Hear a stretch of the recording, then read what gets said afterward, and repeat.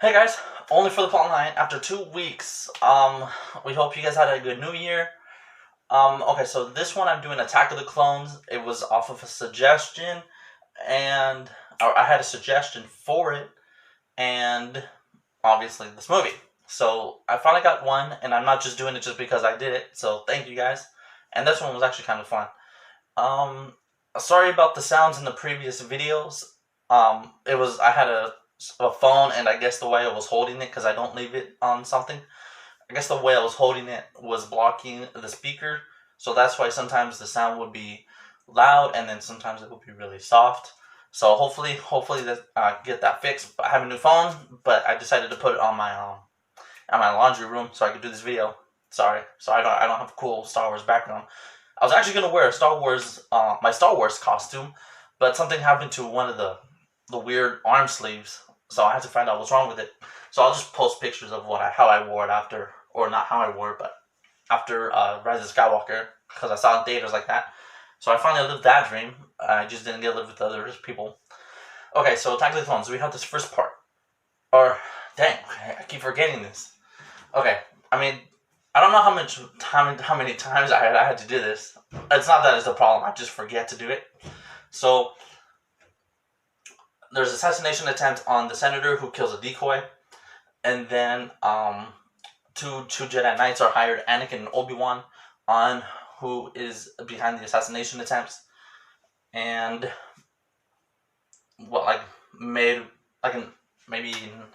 half an hour into it, Anakin goes with Padme back to Naboo, back home, and Obi-Wan goes to find out who's dealing with. Long, different things going on in between. They find out. They all get captured because two of them try to rescue the first one, and then clones come out. The best part is with the clones. Up to this point, really, after that point is a good part. Okay, so anyway, so the first assassination attempt, nothing. Okay, so after the second assassination attempt, where there could be no fails this time, one, why did Django even use her the second time? Why didn't he just do it himself? Maybe so it was. And actually, I didn't really plan on doing it, but I mean, since I'm talking about it, I think I wanted to before, and I must have forgotten. Django is using Zam Wessel. I think it's Zam. Anyway, Wessel as a bounty hunter, but to fail, so we could see that it's not someone. Oh, okay, we got a female captured, I guess. Okay, so Obi-Wan is holding on to this little droid that sent out the bugs when she was sleeping. Why didn't she just aim down a little bit? He would have used his Force-like Spidey sense to probably sense the shot. Probably. I'm not for sure. And she would have missed, but she didn't have to kill the droid. But she ends up killing the droid. And as he's falling down through Coruscant sky, Anakin goes to save him. Okay. Well, she could have shot him. And who hired you? Just a job. Why aren't you going to tell us? Tell us now! It was a bounty hunter called.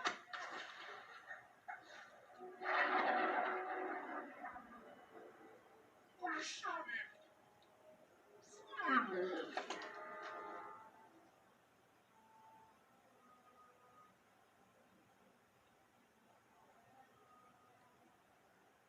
Toxic doubt.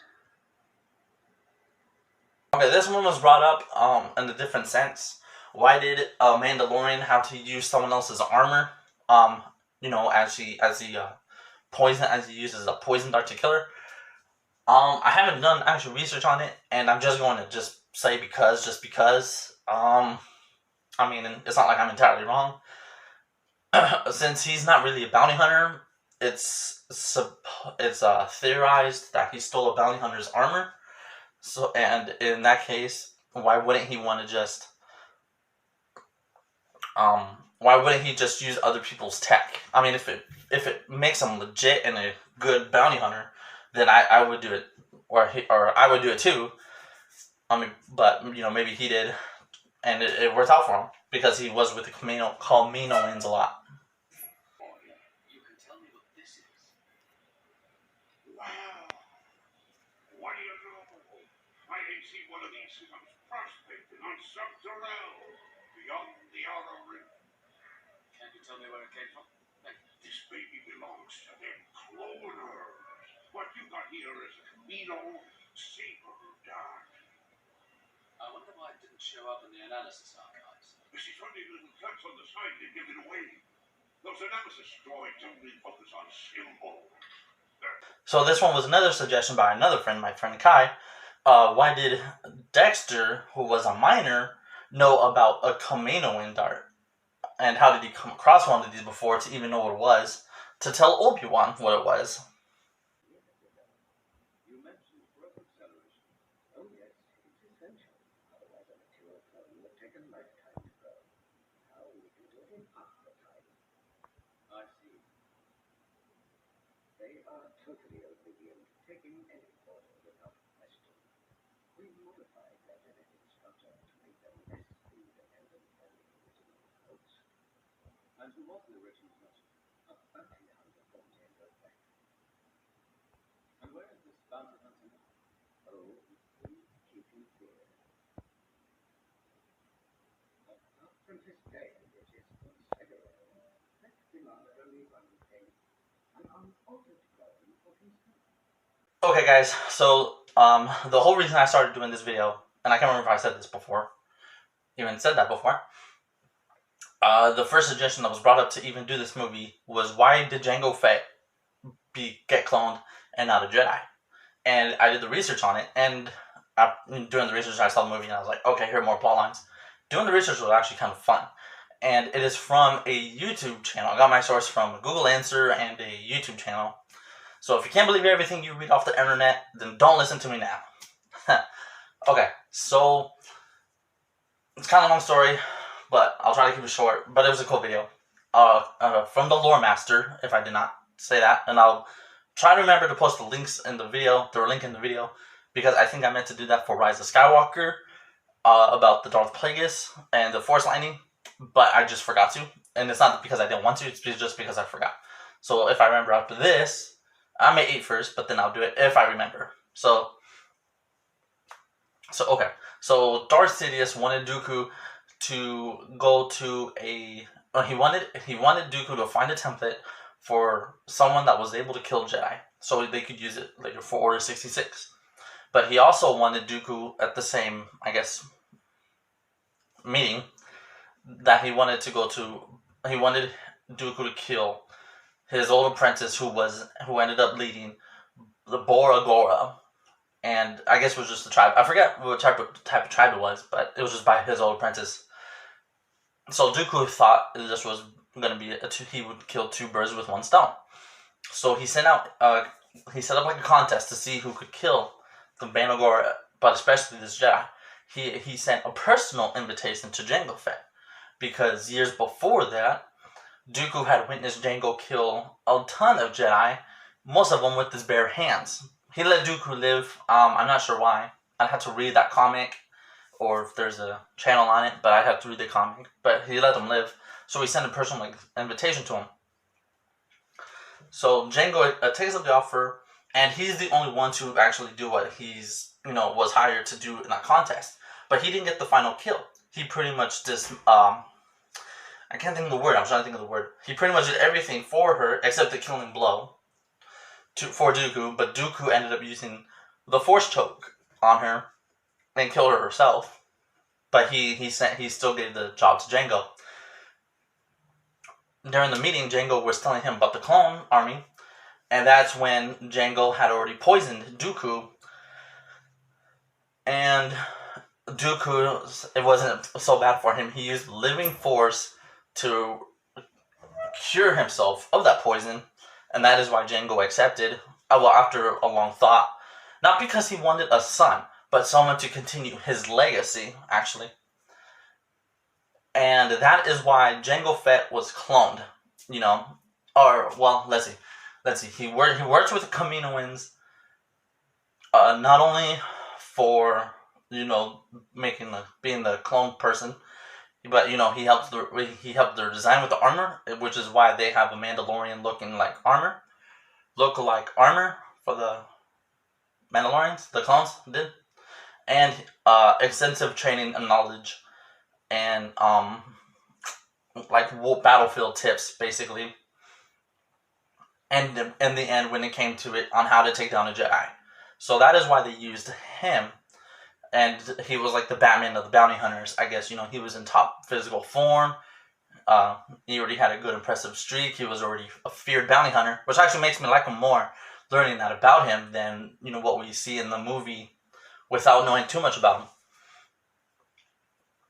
And if they had force-sensitive Jedi or force-sensitive clones, they weren't going to be as independent, less tractable. They just would not have been a good solution to do it. So that's why they chose Jango Fett to be the clone person. Socrates. Is he not the Jedi who hired you for this job? Never heard of him. Really? I was recruited by a man called Tyrannus on one of the rooms of Plotline. Curious. Do you like your army? I look forward to seeing them in action. They'll do their job well. I'll guarantee that. Thank you for your time, Jack. Always a pleasure to meet the Jedi. So that was just a scene I showed. He says he met Darth Tyrannus, who is Count Dooku. Not the dark side name, but Count Dooku, I guess, could be. And that's why he says they'll do their job well, and he guarantees they'll do the job well. He personally gave them the training, and what they had to do later with Order 66, and we see it is successful. Besides the ones that didn't want to do it, but they did their job well, basically, and they did do it well because of his training. Don't get me wrong. Obi-Wan is a great mentor. As wise as Master Yoda, as powerful as Master Windu. I am truly thankful to be his apprentice. In some ways, a lot of ways, I'm really ahead of him. I'm ready for the trials, but he feels that I'm too unpredictable. He won't let me move on. It's worse. He's overly critical. He never listens. He doesn't understand. Why couldn't I save her? I know I could have. Sometimes there are things no one can fix. You're not all powerful. Well, I should be. Someday I will be. I will be the most powerful Jedi ever. I promise you. I will even learn to stop people from dying. It's all Obi-Wan's fault. He's jealous. He's holding me back. Okay, so this scene, the two scenes. First one, is before they go back to Naboo. Is when she's packing. He tells her he's grateful for Obi-Wan's training. He's strong as Yoda and Windu, but he feels he's ready for the trials. But he's not. But Obi-Wan doesn't feel so because he's unpredictable. And then Tatooine, he ends up blaming Obi-Wan for his mother's death, because he's holding him back, and he wasn't strong enough to save her like he wanted to. And I had done a scene. I had recorded a scene, which will be after this one, from the first one, where Yoda tells Qui-Gon Jinn that the council makes up their decisions on who's ready. And I didn't notice till I had recorded that one for this scene. Anakin was actually there, which I did not think of right away. But I didn't know it was going to comprehend with this. So Anakin blames Obi-Wan for the trials, but Yoda already told them that the council makes up that decision on who is to go. Whether or not Anakin's unpredictable, I don't know if Obi-Wan takes it to the council and they decide that he's ready, or do they just decide already? Because Qui-Gon Jinn had already done that with Obi-Wan, who had much to learn of the living force, but they still said that we don't want your advice, we're going to make the decision, not you. So Anakin blames the wrong person, his mentor, Obi-Wan Kenobi. You must see it. Clouded this boy's future is. I will train him then. I take Anakin as my Padawan. An apprentice you have, Qui-Gon.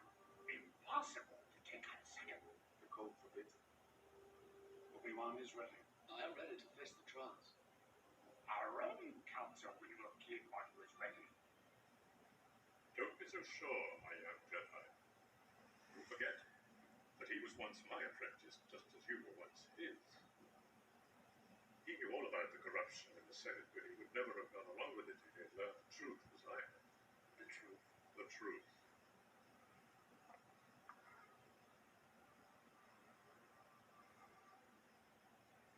What if I told you that the Republic was now under the control of the Dark Lord of the Sith? No, that's not possible. The Jedi would be aware of it. The dark side of the Force has clouded their vision, my friend. Hundreds of senators are now under the influence of a Sith Lord called Darth Sidious. Okay, so if we think about it just for a second, he says that Darth Sidious, the Sith Lord, is in control of the Senate. And if you were just to think about it, or Obi-Wan, or if he told them, and he did, because they talk about that later, who is in charge of the Senate at this point? Chancellor Palpatine is just about to be elected as the new Chancellor. And later they feel he is, he's suspiciously in office longer than he's meant to be. So, even though the dark side is filled with lies, Dooku, at this point, was end up telling the truth. I guess they weren't supposed to know, but if they just thought about it, they probably could have found Chancellor Palpatine a lot faster.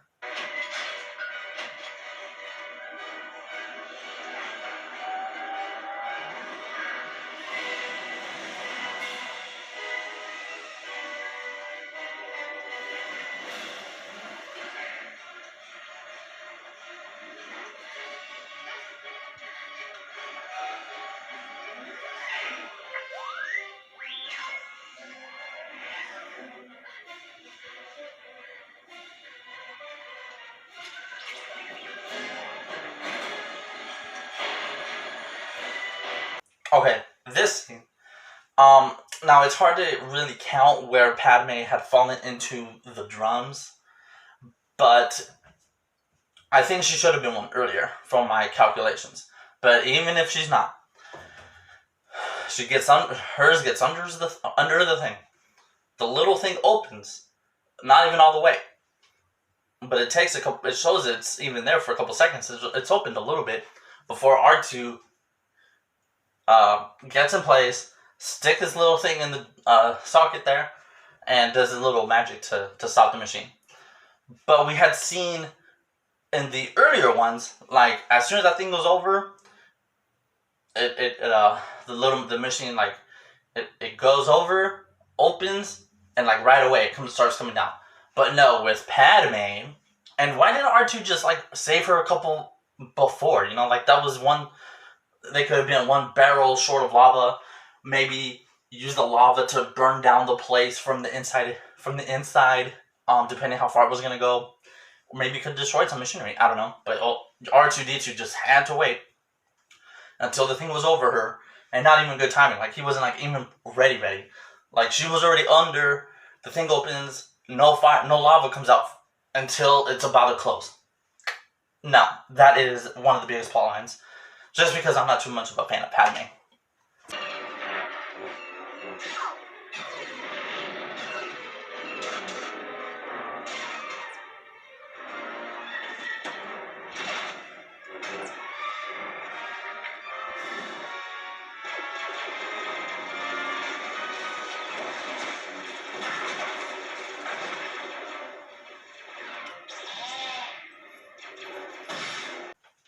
So this thing, the Geonosis Arena, which is, from this part is like the coolest parts.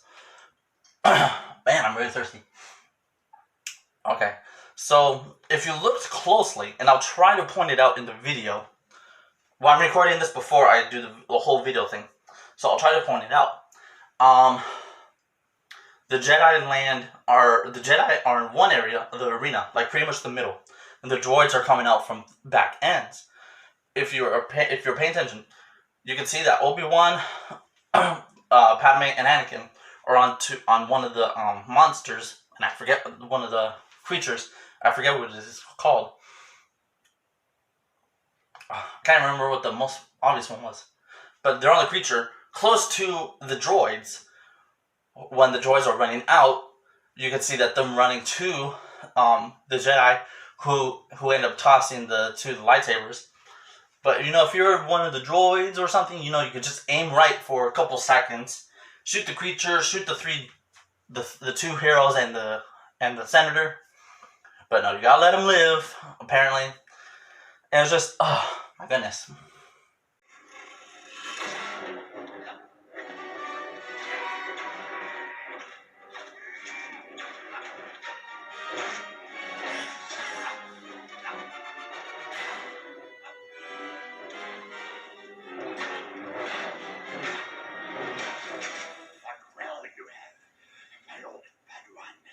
This is just the beginning.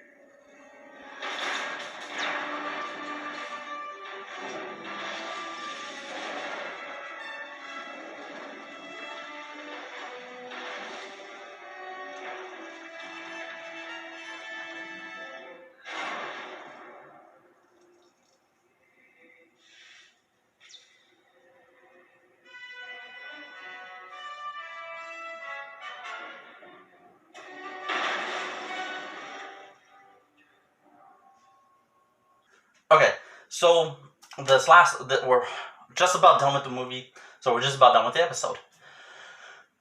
Dooku loves to show off his Sith lightning, and I'm not sure we probably showed him or Emperor there. I mean, obviously Emperor, but the Emperor did it with such hatred. Dooku seems like he just does it kind of willy-nilly. Oh, lightning. My lights aren't working, oh, lightning. But he just seems to kind of do it willy-nilly. And he does it to Anakin, tries to do it to Yoda, and Yoda deflects it. So, they do their awesome fight where we see awesome Yoda's skills as a fighter. And then, as Dooku is blocking, Yoda doesn't attack him when Dooku brings down the machinery on top of, not the machinery, but like the statue thing, the column on Obi-Wan and Anakin. Yoda lets that happen. Maybe like a little force push or something to Dooku while he's doing it, because he's not even looking, he's just blocking it. And you don't have to like get off to make him suspect something. Just be like blocking and then and do the force push, because we saw Anakin and Obi-Wan do that in episode 3 in their fight after they do the little magic twirl and then the hit, use the force push as they're defending. So part 1 is because Yoda lets him do this, so then Yoda has to go rescue him.